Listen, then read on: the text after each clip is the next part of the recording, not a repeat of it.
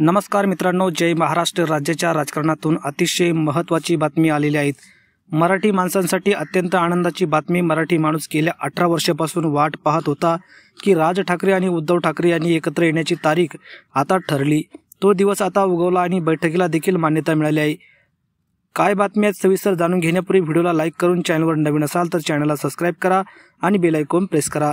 ज्या दिवशी विधानसभा निवडणुकीचा निकाल लागला, अगदी त्याच दिवशी सर्व मराठी माणसांना, शिवसैनिकांना आणि मनसे सैनिकांना वाटू लागले की राज ठाकरे आणि उद्धव ठाकरे यांनी एकत्र आलं पाहिजे. मुंबई महापालिकेवर मराठी माणसाचा झेंडा फडकवायचा असेल तर या दोन्ही भावाने एकत्र आलेच पाहिजे. सर्वांच्या इच्छेमुळे आता एक महत्त्वाची बातमी समोर आली आहे. गेल्या अनेक कार्यक्रमात राज आणि उद्धव ठाकरे एकत्र दिसलेत. त्यांनी एकमेकांशी संवाद देखील साधलाय.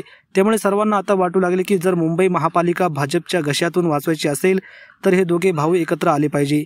गेल्या काही दिवसापूर्वी उद्धव ठाकरे यांनी त्यांच्या विभाग प्रमुख, उपविभाग प्रमुख, शाखा प्रमुख यांची मुंबईत मोठी बैठक बोलवली होती. बैठकीमध्ये देखील मनसे आणि ठाकरेंच्या शिवसेनेने एकत्र येऊन पुढील निवडणुका लढवाव्यात असा सूर होता. काल देखील मनसेच्या प्रमुख नेत्यांनी बैठक राज ठाकरेंनी आयोजित केली होती.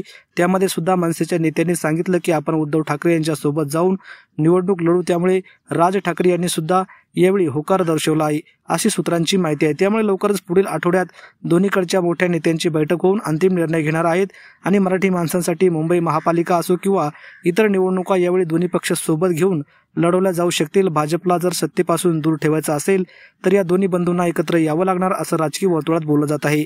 त्यामुळे आता पुढील आठवड्यात काय निर्णय होणार याकडे सर्वांचं लक्ष लागले आहे. तर मित्रांनो, आपल्याला काय वाटतं? राज ठाकरे आणि उद्धव ठाकरे यांनी एकत्र येऊन मुंबई महापालिकेची निवडणूक लढवावी का? आपल्या प्रतिक्रिया कमेंटच्या माध्यमातून नक्की व्यक्त करा. धन्यवाद. जय महाराष्ट्र.